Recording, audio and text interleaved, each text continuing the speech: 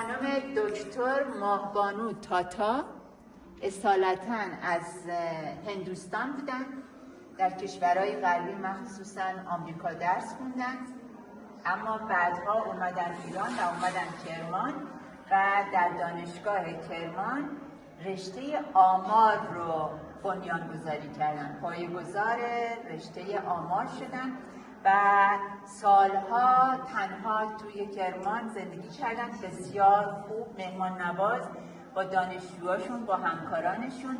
در خونهشون همیشه به روی همه باز بود و با اینکه ازدواج نکرده بودن، بچه هم نداشتن، اما تمام دانشجویان حتی وقتی پیرم شده بودن بچه هاشون بودن و 2 سال فوت کردن. ایشون از پارسیان هند هستن آره.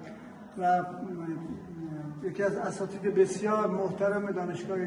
یعنی زمانی که اینجا آمدم که و مردم کرمان دانش آموزانم 150 سال اون بینم. اینم علم است. من هم در تمام دنیا خواندم، 160 دیپلم دارم. برای همین میتوانید از من استفاده برید.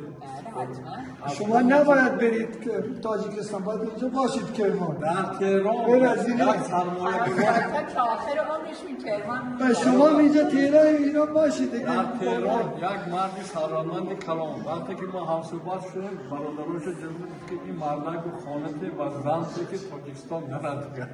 راست میگم، بمونید.